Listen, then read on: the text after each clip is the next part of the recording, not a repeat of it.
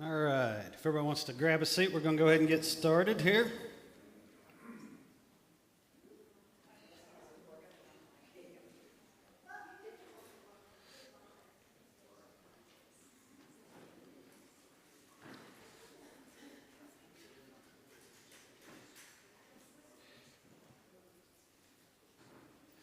think we're having some technical difficulties.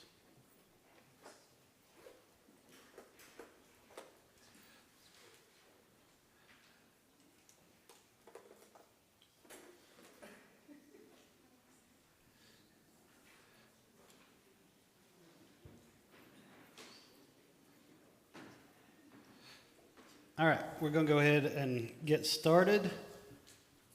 We'll go ahead and open with prayer. So if you'll join me, let us pray. Dear Lord, we give you thanks for this day. We give you thanks for this congregation, this church home.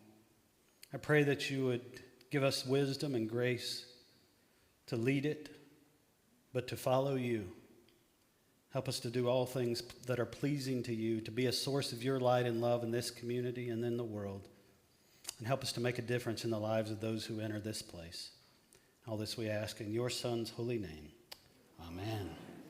All right, our agenda begins. First, I'm going to say I'm going to apologize from the get-go. You're going to hear from just me today. I'm sorry for that. Our wardens, Steve wanted to talk, of course. You know that. But he's on the backside of a cough that when he starts talking much, he starts coughing again. So he said no, he couldn't do his junior warden report or the finance report. This was kind of last minute yesterday. So I'm going to actually do those for him. But we're going to begin with the annual meeting minutes from last year. Hopefully you all read over those. They were first thing in your packet. So if there are no changes, nobody contacted the office with any changes on that. If there are no changes or amendments, we need to go ahead and approve last year's minutes. Mary Ann is seconded by Byron. All those in favor? Opposed? All right. Senior warden reports. So you saw the senior warden report again in your packet. Both the senior and junior warden reports I'll talk to as combined. Their reports were very thorough. They touched on a lot of what we had done. I want to say a big thank you to both of them, not only for those reports, but for the work that they have done this year. And if Tony and Steve would come up here, I have a little thank you for the two of them, and maybe you all could show your appreciation for them as well. Thank you.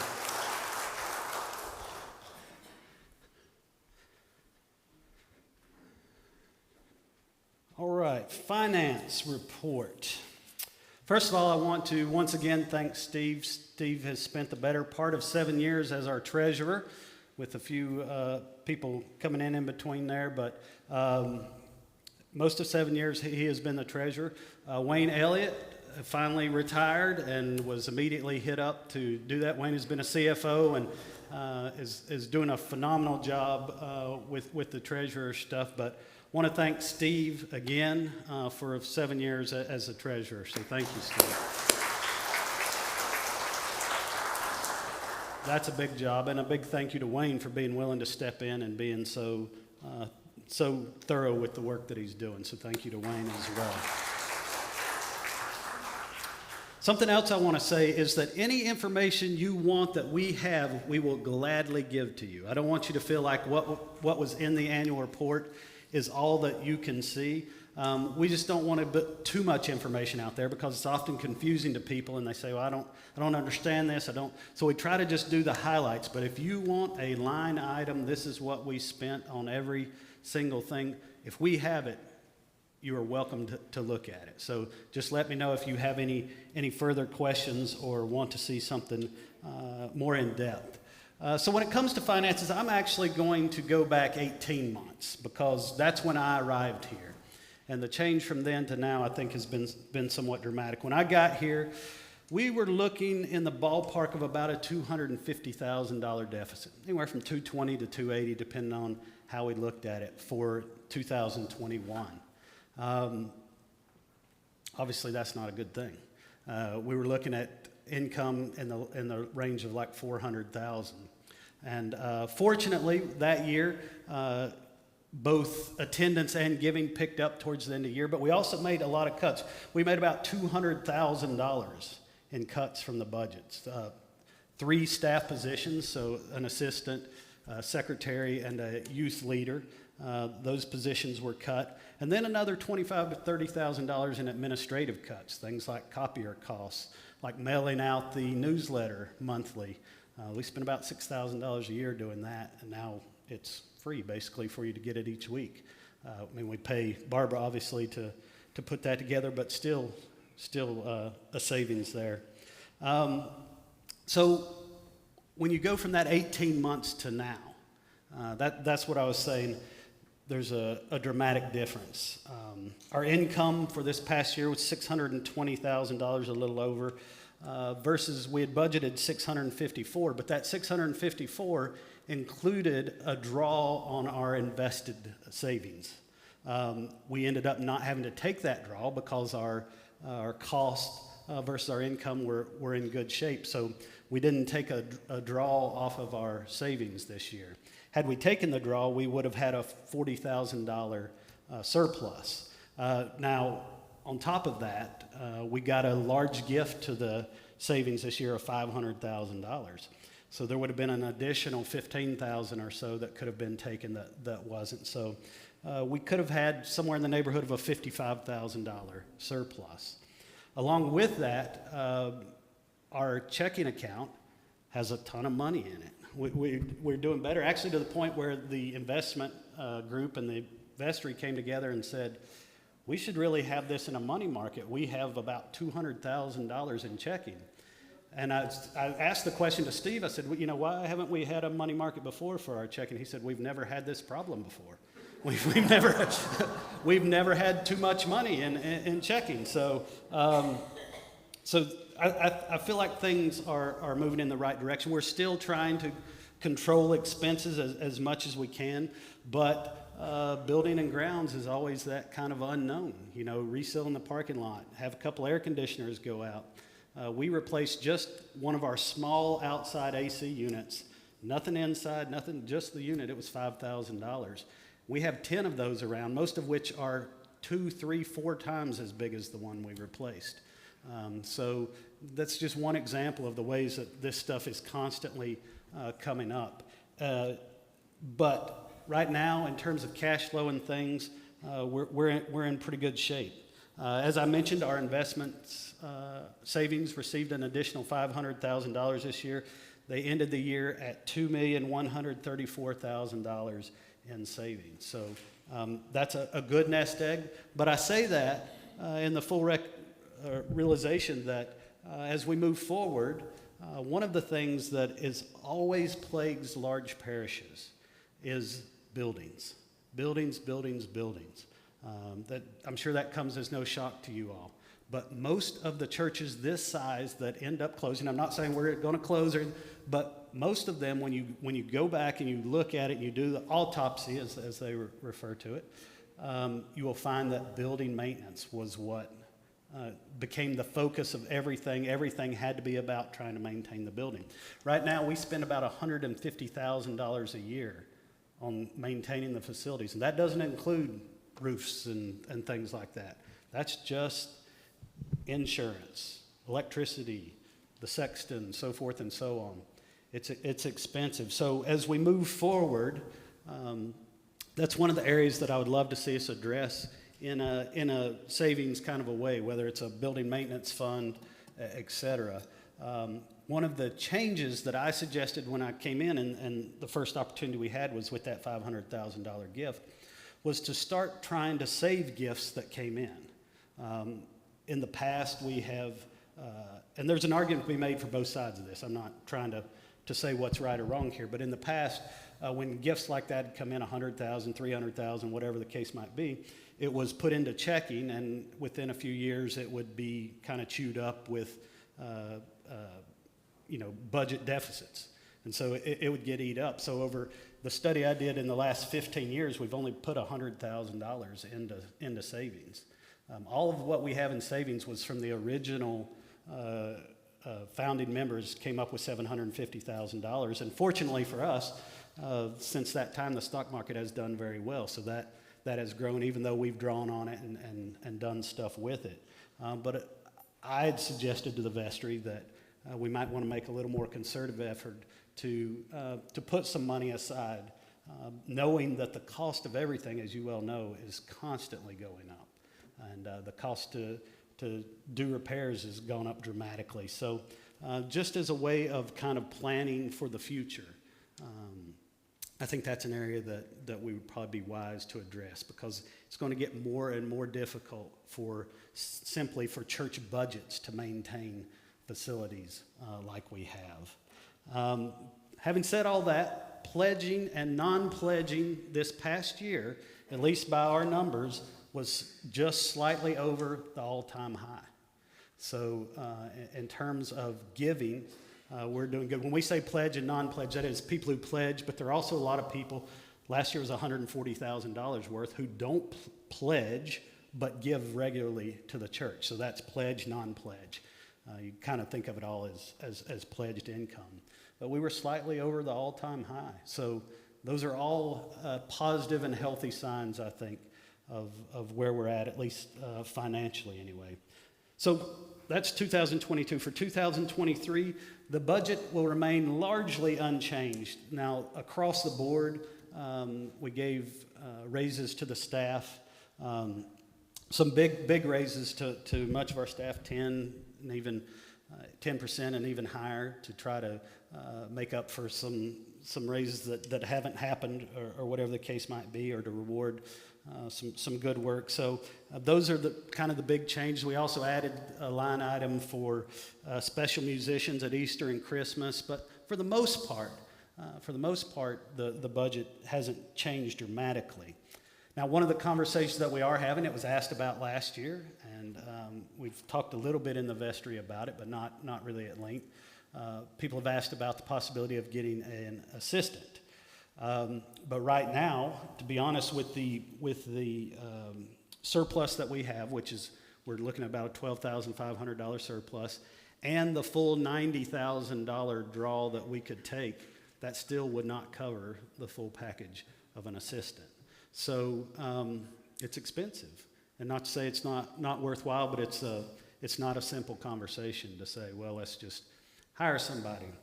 And part of that conversation usually goes around, people say, well, we want to take some load off of you. Well, generally having another employee doesn't. I said, we need to think about an assistant as being a source of new ministry, not as a way to make my job easier. I mean, there's not a whole lot of pieces of my job that you would say, okay, yeah, now Wes, you don't need to do that anymore. But hopefully, if we look at that, it's about bringing in new ministry. It's about growth. It's about serving our church and the community in a new way. So that is a conversation that we are having. And if that's something you have feelings about, certainly talk to myself or a member of the vestry about that. In raw numbers, we're projecting a revenue of $645,000 next year. Again, that does not include the $90,000 draw that we could potentially take. We budgeted to not take a draw for next year. Now, if the situation changes, if we hire an assistant or something, then we might have to do that. But the budget is a surplus budget of $12,500, does not include that $90,000 potential draw. So I feel like financially, we're in a pretty healthy, pretty conservative position, really, and I hope to see that continue to grow, and for us to be able to continue to grow in the ministries that we offer around here. Questions about the treasurer's report? Yes, Ed. Banks are notorious for not paying good rates, and I was kind of surprised to hear that we had a $200,000 checking account not growing in interest. Mm-hmm.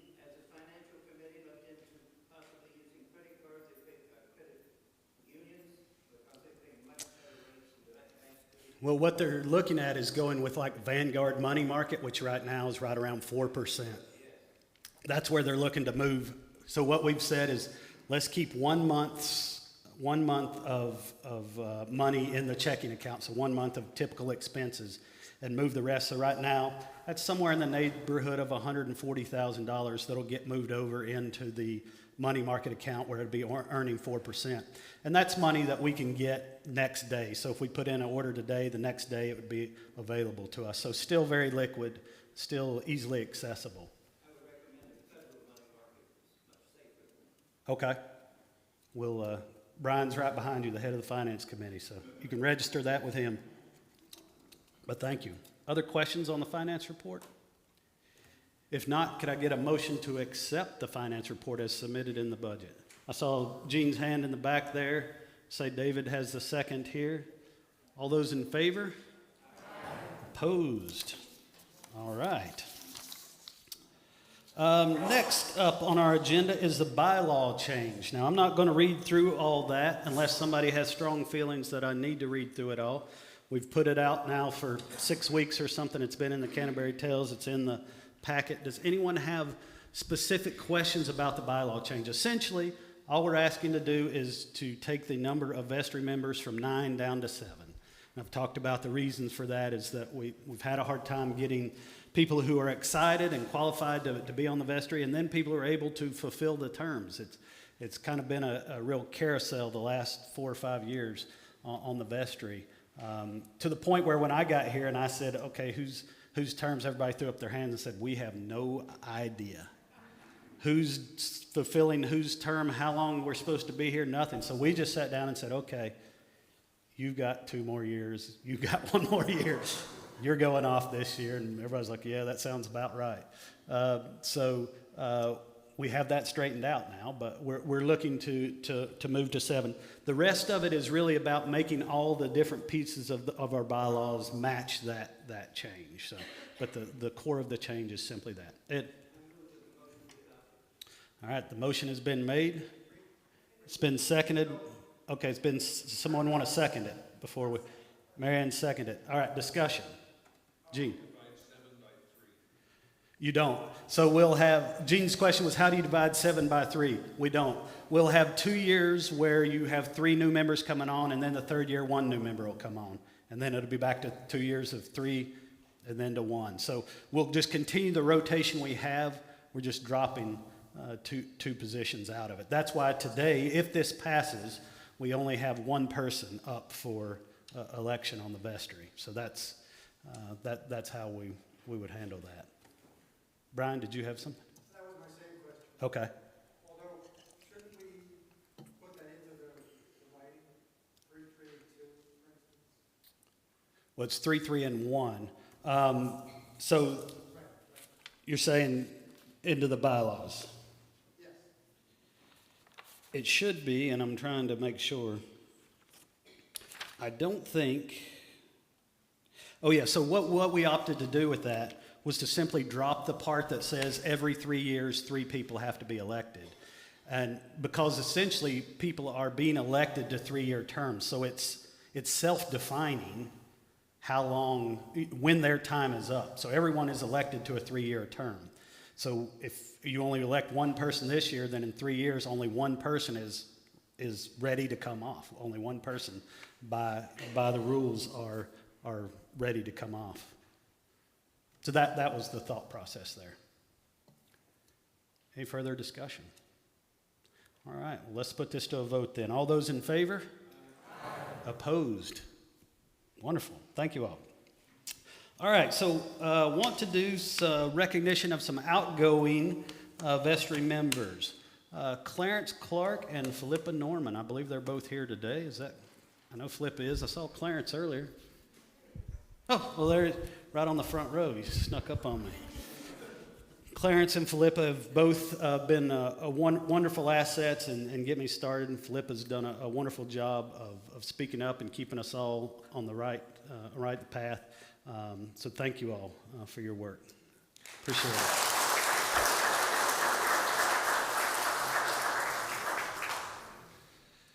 All right, election of new vestry member. As I said, because of the new bylaw change, we're only electing 1 person today. Now, the person that the vestry has put up is Beth Weatherstone. She's right there on the 3rd row.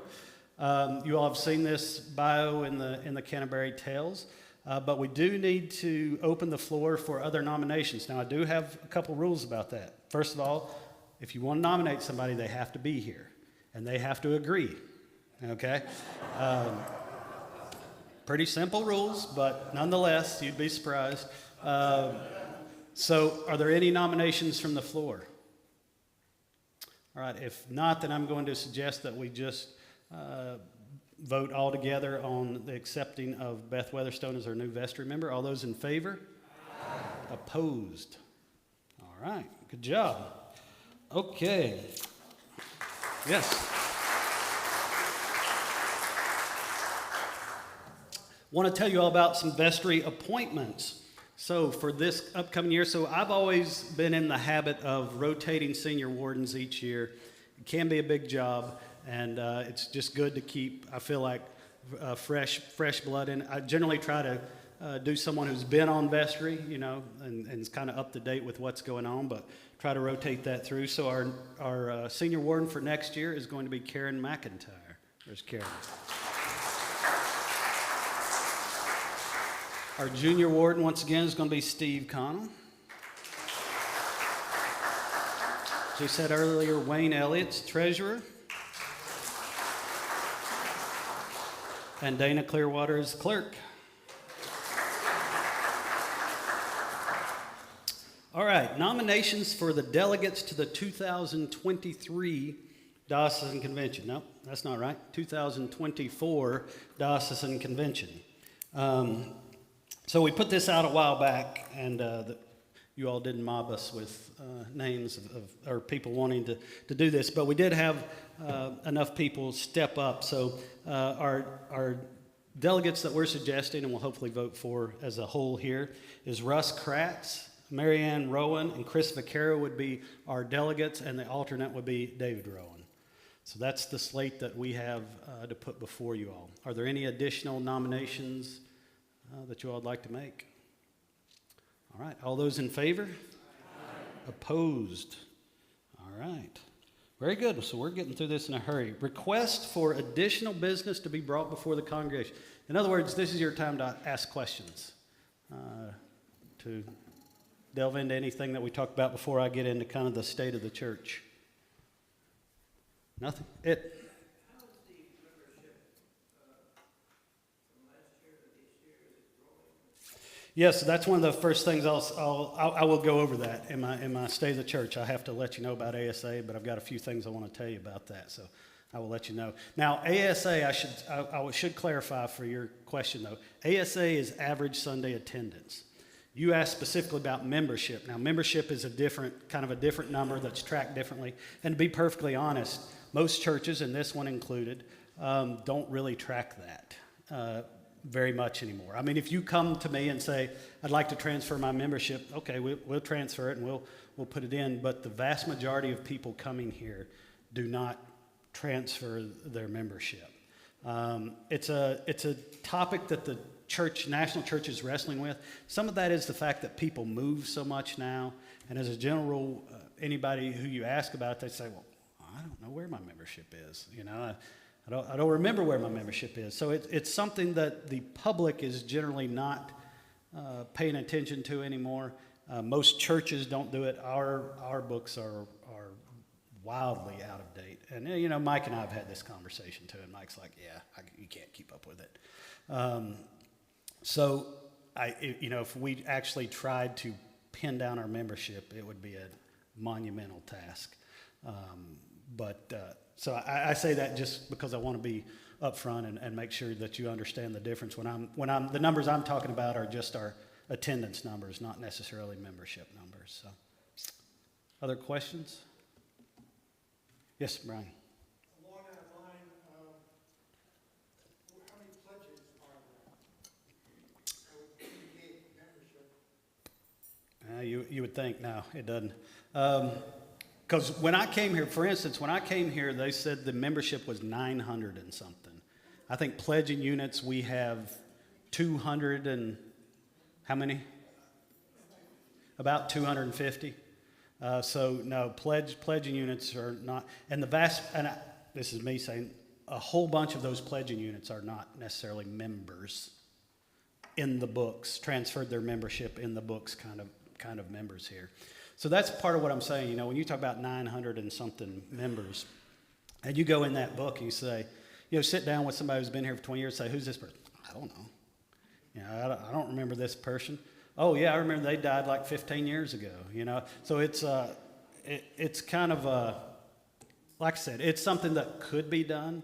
Is it worth the time and effort to do it? That's a debatable question. Most churches now are saying, no, it's not worth the wrestling on that. Yes? Is there ambiguity about who's entitled to vote? Well, yeah, that's part of why the national church is wrestling with that. So essentially, the rule goes something like this, that you have to be a member in good standing, and I get to decide who's in good standing. So you have to give to the church, you have to receive communion. Is that in our bylaws, or is that? Yeah, well, that's the national church canons. Yeah, so that's at the national church level. Now, where there's ambiguity, where there is debate about it, is some dioceses, some church bylaws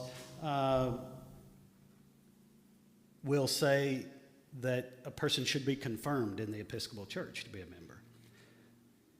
But then it will also say, unless there are extenuating circumstances. Well, okay, is the extenuating circumstance that you just decided not to do it? You can make that argument.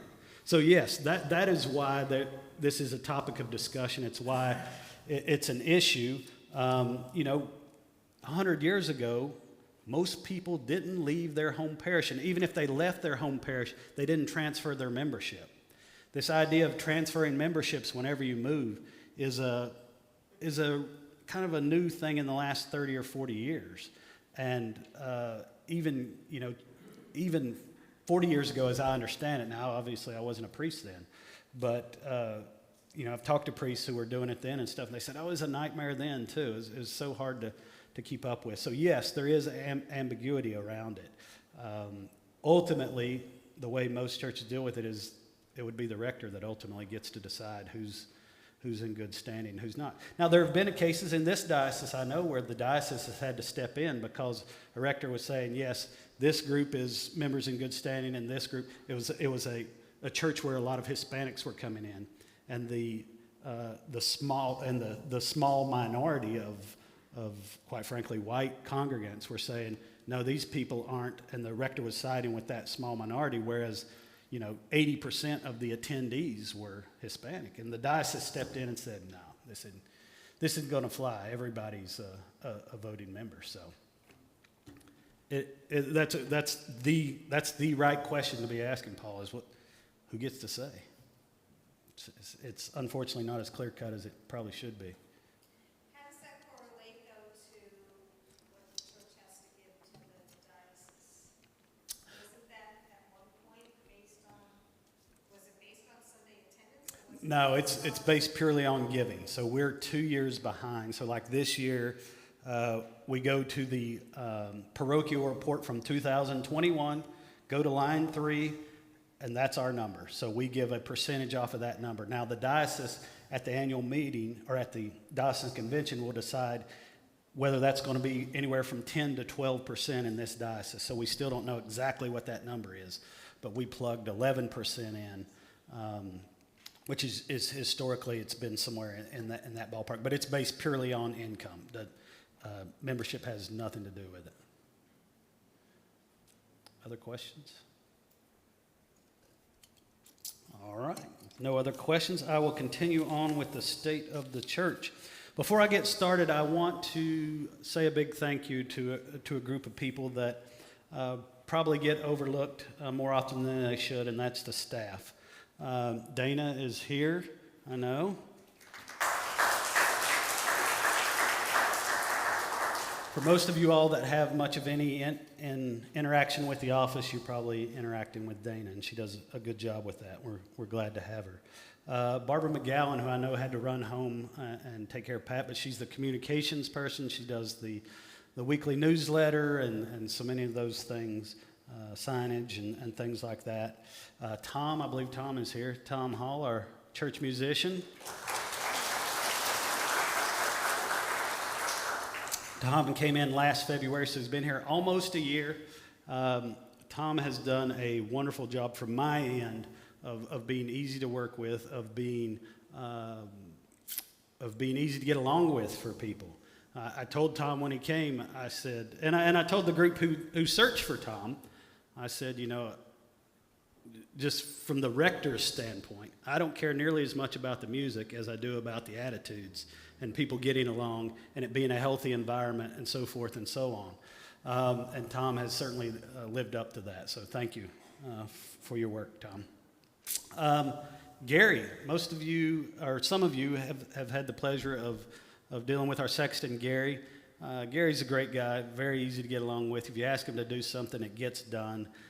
I know that many of you all come to him with things, and he's always, at least to your face, he's very agreeable. They don't come to me and complain about you, but he's great. I appreciate Gary. So if you get a chance when you see Gary, make sure you thank him for all his work around here. And then last but not least is Barbara Mayer, who is the bookkeeper and keeps up with all your pledges and the incoming and outgoing expenses for the church. So please make sure to thank her as well. All right, numbers. This is your question, Ed. So I want to start off by saying that the vestry set a goal. We talked about what are the goals that you all would like to address, and there were a number of different issues that were brought up, but ultimately they decided that attendance was the goal that they wanted to address, and they came up with a very specific goal, and I'll read it to you. It said, by annual meeting in January 2023, St. Augustine of Canterbury Parish will increase its average Sunday attendance, that it's ASA, from 125 to 150 by attracting people 50 and older, especially those moving to the area or near the parish. So now 125 to 150 to you all may not sound like much, but that represents 20% growth. That would be phenomenal growth.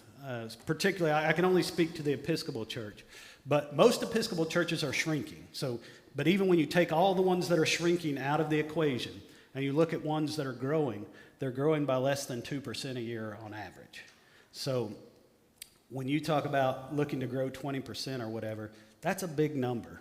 That's a big, big number.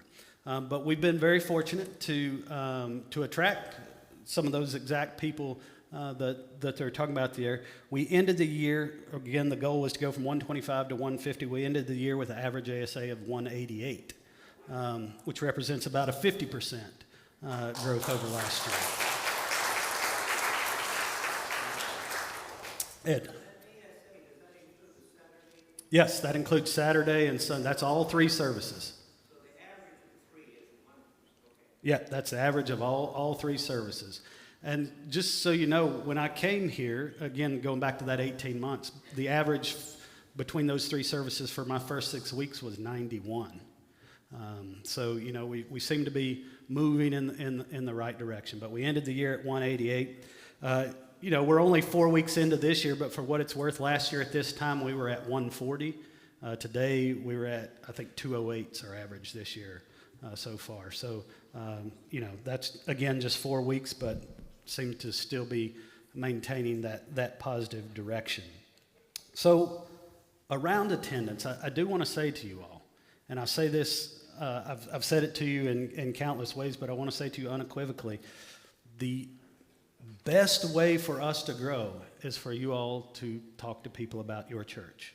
It doesn't matter what programs I do, what signs we put out front, what we put on Facebook. Nothing is nearly as effective as you all talking about this place to your friends.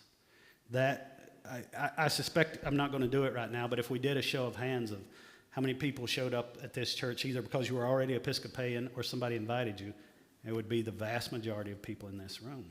And that's usually how it works. People are new to the area or looking for a church home, and somebody says, why don't you come check this out? A friend says that to them, and that's how they end up at a new parish. So I just want to encourage you in that regard, that if you want to see this place keep growing, the ball's in your court, right? The best I can hope to do is not ruin people's experience when they get here, right? I mean, I don't know, 1/1000th of all the people you all know, particularly you all who have been here a long time and know, lots of people in the community are connected in your neighborhoods and so forth. So the kind of weight of that really falls on you all to encourage people and to just let people know that we're here. So along with those numbers, I'm also supposed to let you know about funerals. So we had, and I'm including funerals and interment of ashes. In the last year, we had 23 of those. In my 18 months here, we've had about 33 of those. So on top of that, we've had kind of about an equal number of people who have moved away to be with kids and family and things. So we've accomplished the growth we've accomplished in the midst of lots of deaths and lots of people moving away to be around family. So I think that's important to note. In the last year, we had 1 baptism and 0 weddings. So that's the numbers for the last year. Any questions about that before I keep going, David? Is there any push to lower the average age of the congregation? Well, yes, I would certainly like to think so. So David's question, so everybody here, he's asked if there was any push to lower the average age of the congregation. That wouldn't be hard. No. Yes, if you'll just leave, David, that'll help. No. Is there a push? Of course. But I do want to say that should never be seen as opposed to bringing in people who are in their 80s. Do we want to grow? Do we want to have young families and things? Absolutely. But I also want retirees, and I want people who are at nursing homes, and I want anybody who wants to be here who you think could be served by being here, we want here. So do we want to grow in those regards? Absolutely. I would love for my kids to have a lot more kids to play with, to have a youth group, I would love for that to happen. So at a very personal level, yes, it's something that we'd love to do. Having said that, that's not necessarily an easy thing to do. And the vestry set the goal, as I said, of 50 and older. We had the discussion around should it be young families or 50 or older. The young family thing is a bit more complicated, obviously, a bit more expensive, and so we kind of started off with that kind of 50 and older. We have had this year, and that's one of the things I want to talk about. I don't think Linda Jones is here, is she? Okay. But Linda Jones, through some conversations we had, agreed to step up and start doing the Sunday school 3 or 4 weekends a month. And so that's a good start. And you all noticed today we had some new kids here, right? So it's kind of a process. You got to get some pieces in place. You can't just say, oh, let's go recruit a bunch of young families, and then they get here and we don't have a nursery and we don't have a Sunday school and we don't have a this and a that. So there are pieces of the puzzle that we still don't have in place in order to really make any kind of push in that direction. But again, that's a push also that requires you all. It requires you all to ask, but it also requires you all to be willing to work at it, right? If we're going to have a nursery, we're going to need some volunteers. If we're going to have events that target young families, so say we're going to do a 6-week class on marriage, or we're going to do a 6-week class on parenting, or we're going to do a class that can draw people from the community in, that's going to require you all to be here to watch the kids, to fix meals, to do things like that. So it's not a kind of a deal where, at least in my opinion, where you all can say to me, Wes, go grow this church with a bunch of young families, and when you've done that, come back and see us, and we'll tell you thank you. It just won't work that way. I cannot do that. I simply cannot. It will take an effort on all our parts, and so that's why it has to be a conversation among the vestry and among the congregation of, is this something we really want? And if it's something we want, is it something we're willing to work at? Because it will require some effort. So that's a very long answer to your simple question, but yes, my hope is that we will start growing and reaching out in that direction as well. Other questions around the numbers? All right. One of the, and I fully recognize that as soon as I do this, I'm getting myself in trouble, but I'm going to do it anyway. I want to point out one of the ministries that has begun here. Well, kind of an overall ministry. And I recognize that. Okay. Do you need any help? You good? Okay. All right. No problem. So I recognize that as soon as I point out one ministry that others might feel slighted. That is not my intent at all. But I do want to point this one out. And I hope it's obvious why as we get into this. When I first interviewed here and people talked to me, the search committee and later the vestry talked to me about pastoral care. One of the things that I was very clear about, and I've always been very clear about in my ministry, is that I believe that pastoral care should be a two-pronged approach. One is clergy dealing with people who are in crisis, people who are getting divorced, who are suicidal, who are having psychotic breaks, who are having big surgeries or life changes that they're worried about. Those are just a few of the things that I've dealt with in the last 3 or 4 months, okay? So you got the clergy dealing with that kind of stuff. But then along with that, I think there needs to be a robust lay pastoral presence that is making a strong effort to make sure people aren't slipping through the cracks. They're making an effort to make sure we're reaching out to those people who are homebound, et cetera, et cetera. And it's not just about reaching out to those people. It's about the lay people having a chance to exercise their God-given gifts as well, because clergy aren't the only people who have gifts around pastoral care. And sometimes the clergy are not the best person in the congregation to do it. I may be a good example of that. There are people who have these gifts, and I want to use those gifts. I want people to feel like their gifts are being honored and treasured here. So we started the Pastoral Care Committee, and I have to point out, and I don't usually do this, but I'm going to point out Sally Munson, because she's the head of this kind of overall pastoral care committee. And that pastoral care committee includes health and wellness, lay Eucharistic ministers, the caregiver support group, Faith Flowers, Healing Hearth Ministry, and the Prayer Shawl Ministry. And Sally has done a phenomenal job at this. She's a fine example of someone who is far better at this than I could ever hope to be. So I thank you, Sally, for your work.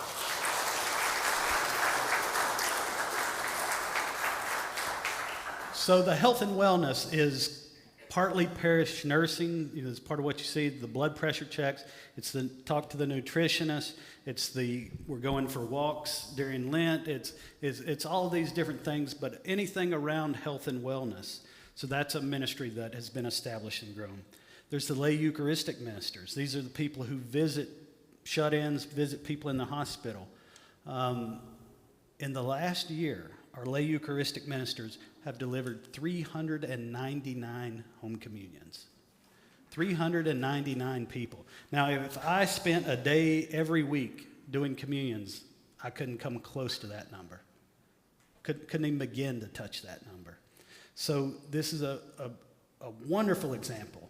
And that's Russ, Inga, Tony, and Sally all working to deliver those home communions. Some of those are drop-off for people in certain situations, but a lot of them are visits, sitting down with people, seeing how they're doing. And that 399, that doesn't count the communions that I do. None of these numbers count any of the visits I make, communions I do, none of that. This is just what your lay Eucharistic ministers and your pastoral care committee are accomplishing. So along with that, we have the caregiver support group. I know Rick was here earlier. I don't see him now, though. Did Rick leave? So Rick, Loreno, and Sally and myself kind of head up that group. It can be anywhere from 3 or 4 people to as many as a dozen people. But that's one of the places that very early on I saw that some really important ministry was being done in this parish. It may not affect as many people as some of our other ministries, but for the people who need it, I think it's a very powerful ministry. And I'm very thankful for them for doing that. One of the new ministries that we started was Faith Flowers. Is Cindy here? I think Cindy's here. Yes, I thought I saw Cindy. So Cindy started the Faith Flowers ministry. She's got a few helpers. I see Al sitting there beside her is one of her helpers. But they've already taken them today. But the flowers you see up here every Sunday would typically have sat here till Wednesday, and they're falling apart and making a mess and whatever. And so Cindy and her crew take those, break them out into little bouquets, and send them to people in the parish, people who are sick, to shut-ins, to whatever the case might be.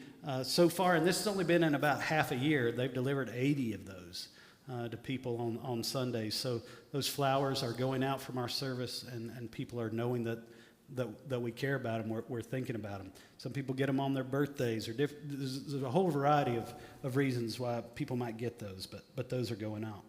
Then there's the Healing Hearth Ministries. I haven't seen Sherry here today, but Sherry Foster stepped up, again, one of our newcomers, stepped up to take on that ministry. That's a meal ministry, which is something that hasn't happened here in the past as well, that Sally and I worked on, and she has really helped to formulate, so that if you go to the hospital, if you're at home for a while, sick, whatever the case might be, if you need a meal. We've had people who are, when they're out of town and they have a loved one or something that needs a meal. This ministry is delivering meals to people in need. So again, another way of making sure that people know that we're thinking about them, that we care about them. So this is one of the ministries that has begun here, but it's a powerful one.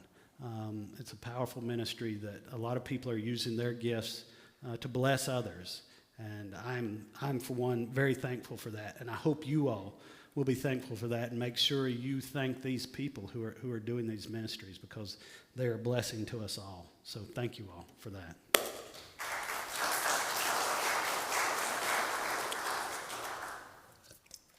Again, a couple of other new ministries that we talked about. I already talked a little bit about Sunday School and Linda Jones.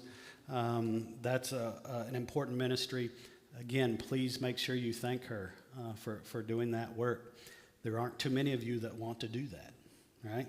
And so we're thankful to have someone who wants to be in the midst of the kids and doing that ministry. Another new ministry is our newcomer ministry. This is one we're still trying to grow, but Karen McIntyre has kind of taken the lead on that this past year. We've had a couple of newcomers events that were very nice and very well attended, but we're looking to grow that even more. The newcomer ministry ultimately grow into how do we welcome and incorporate people when they come to this church? Because the most important thing you can do for somebody new coming in the door, well, other than be friendly, you got to be friendly. You got to have a sermon that's not terrible. You got to, there's a few things you need to do, but if you can accomplish those hopefully simple tasks, then the next most important thing you can do is incorporate them into the life of the parish. So do they get involved in the altar guild? Do they get involved in whatever, common table, whatever the case might be, but you got to find some piece of connection for them outside of Sunday morning. And so that's a big piece of what we're looking to do with the welcome committee, is how do we welcome people in, and then what do we do with them when they get here? So if that sounds like a ministry that excites you in any way, shape, or form, that if you're a person who likes to do hospitality, who likes to welcome people, who can talk to people easily without offending them, then come see myself or Karen, and we'll talk about a place that we might find a ministry for you there. But that's again, another important ministry. Churches tend to be revolving doors, right? You get a number of people in, but you're losing a lot of those people you get in because you never really incorporate them. You never make them feel connected to the parish. So that's an area where we're going to continue to grow. As we move forward, as we're looking forward, we talked a little bit about money, about maintenance and things. One of the big issues, as you've read in there, and I see some of you were looking earlier at the rotted out hole in our ceiling here. One of the big issues that we're facing right now is roofs. We have roofs that are all different ages, some of which are in terrible shape, some of which are not in bad shape but seem to keep leaking, like in the sanctuary. That one was $6,000, and that doesn't even include fixing the hole. That's just fixing the roof. $5,000 leaks. So this stuff just keeps cropping up, and there are shingles on this old section of the church that they're so terrible, I hate to even walk on them because I feel like that I'm going to destroy them just touching them, being up there. So we started having this conversation and said, we should really look at what it would cost to get a standing seam metal roof on the church, which is a 30 or 40 year solution.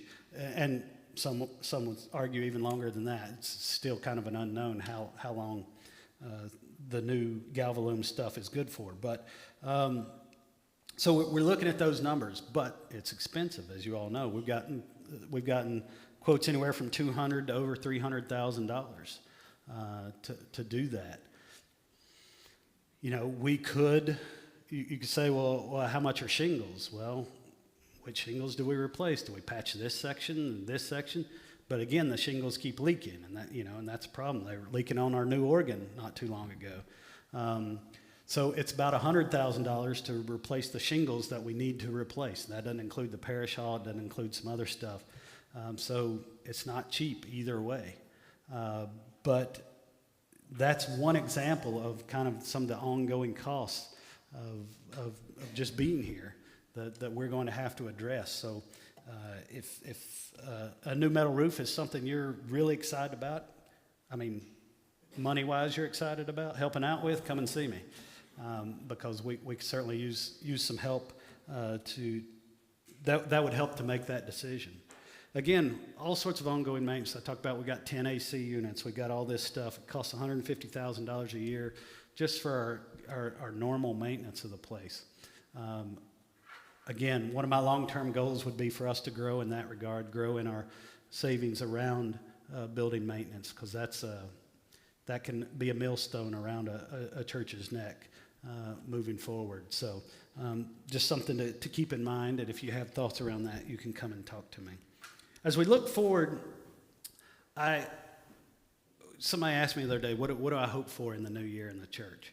And a piece of what I had to honestly answer is, this first 18 months has been, for a variety of reasons, a little bit more like an interim period than like a new rector period.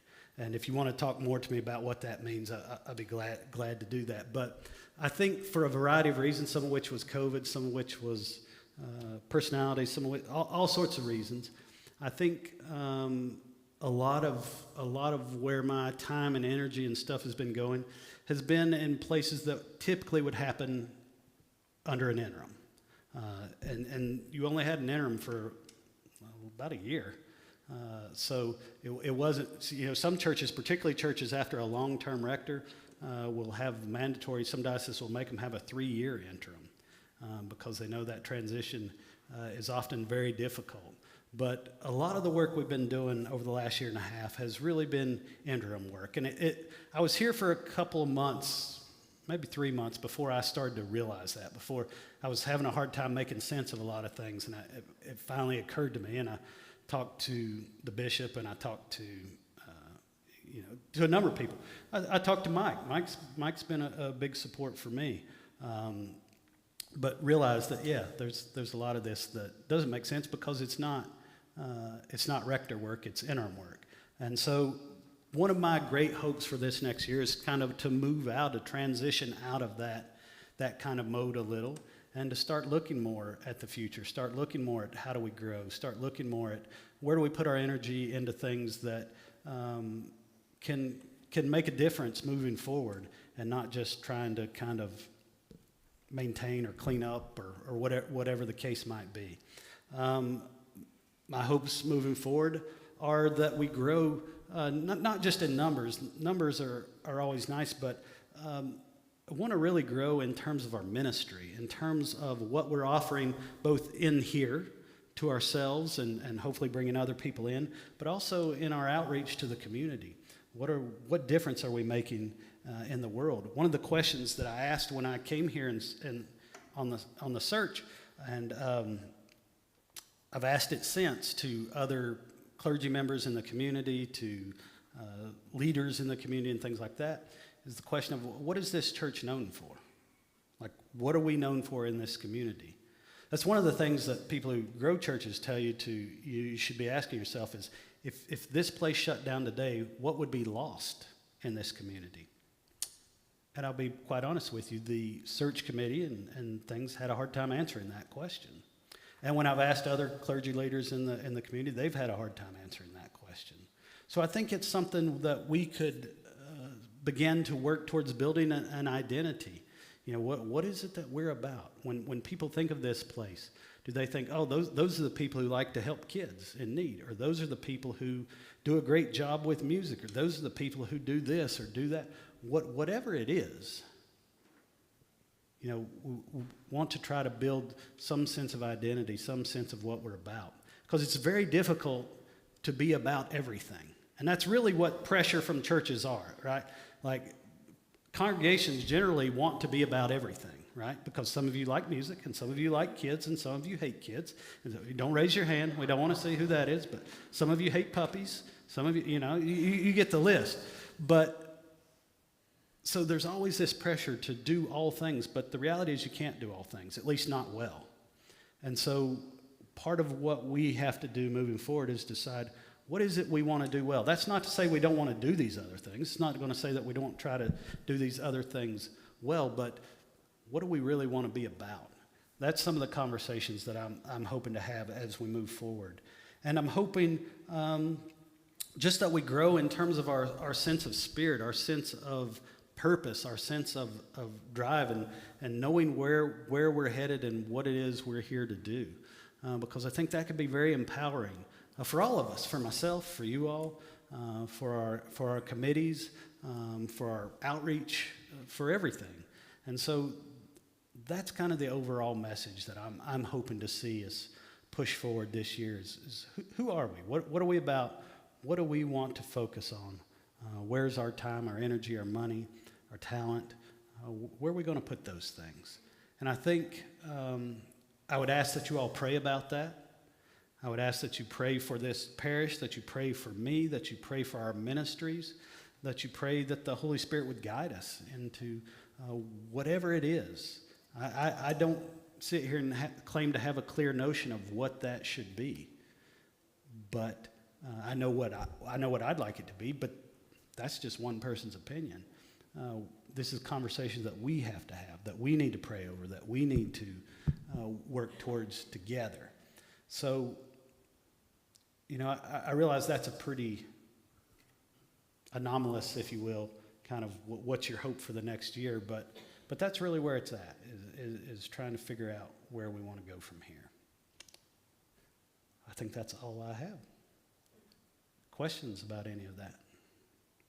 Yes, David. Well, you mentioned the word interim, so right away, you get a little nervous. Your goal, your vision, your plan for you in this church is long-term. Yes, so yeah, let me make sure that, no. So David was saying, so when you said the word interim, David said, it made me a little nervous. You don't mean that you're planning to leave anytime soon? I'm putting words in his mouth, but that's basically it. No, that was certainly not my intent to imply that. Yeah, I'm going to do my 3 years and leave. That was not that was not the goal at all. My point was simply saying that the energy and much of the effort and much of my time and energy has been spent on things that quite often would have already been done. You know, there would have been a lot of barriers broken down, a lot of hurts solved, a lot of, you know, I'll give you an example. I probably shouldn't, but I'm going to anyway. When I came here the first 3 weeks, I had about 24 people make appointments to come in and see me. Not church members. Didn't have any church members make appointments to come see me. 24 people who had left this church who wanted to come and talk to me about why they left and what they were upset about. Some of them ripped me a new one. I'm like, oh. You know, so I just sat there and listened and whatever. I didn't feel responsible for it. But that's the kind of stuff that a new rector shouldn't. I've never had that. I've never had one single person come and do that in 18 years prior. And I had a couple of dozen come in. In those first few weeks, I had people who were members, most of which, or none of which are here anymore, but had been to like one service and came in to rip me a new one about how I was ruining the church and this and that. And I'm like, I'm sorry that one Sunday was so terrible. I don't know what to tell you. I apologize. So there was a lot of that kind of stuff that's just you don't normally end up doing. So that's what I mean when I say that, you know, there's kind of interim-esque work that's going on that, you know, it's important work, and it's work that has to get done, but it's work that doesn't usually lend itself to growing in terms of ministries, in terms of, you know, it's one of those things that kind of sucks the oxygen out of the room in a lot of ways. And your wife and kids, you are assimilating to your lifestyle as opposed to the Carolina type lifestyle? So he asked the question, are my wife and kids assimilating to the Vero lifestyle as opposed to North Carolina? Not the heat. No, the summer, the monotony of the weather drove me nuts, to be honest. That like 84 every night, 92 every day. I was like, just do anything. Just rain, be cold, the wind blow, something, anything. That was the kind of the strangest part for me, was that the summers. But no, generally speaking, I think we have been really blessed that the kids have done as well as they have in their transitions. Now, the little ones had a hard time the first year in school. That was kind of a rough situation, but they're doing really well in the school they're in this year. Emma's done phenomenal. Couldn't ask for a better transition for her. She was the one we were most worried about coming into 8th grade. You know, 8th grade girls aren't always the friendliest people on the face of the earth. But she's done great, and did swimming this year, and got most improved, and is in the choir, and she's doing really well. So yeah, I think we're doing all right. I think there's I can't say it without choking up. Part of the transition for me, sorry. 2 weeks after I signed a contract here, my mom was diagnosed with early Alzheimer's. She's slipping a lot.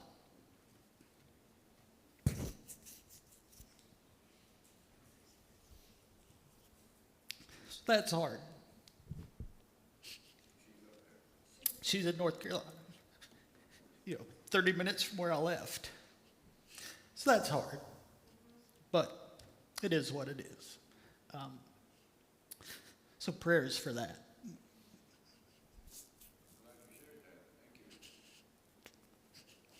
Yeah. Oh, good.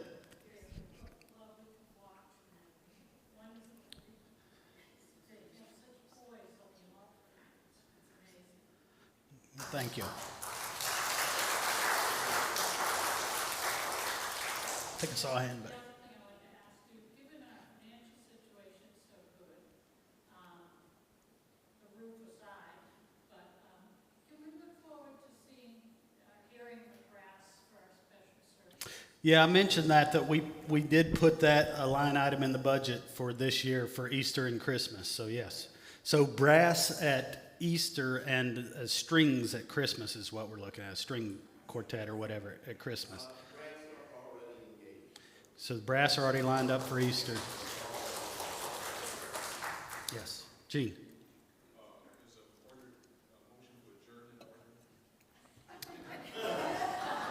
Does anyone have any questions before Gene's rude motion? No.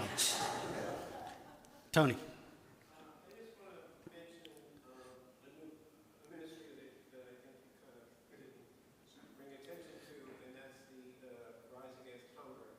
Two events that we had that I think, was terrific turnout in the parish, and it was a very hands-on kind of program that anyone of any ability could have participated in and did. And I think those were two wonderful events. And in terms of outreach, I think we need more things like that. And I think it should get an honorable mention for those people. Yeah, certainly. Deb. Since I mentioned your children, I think we should mention your wife.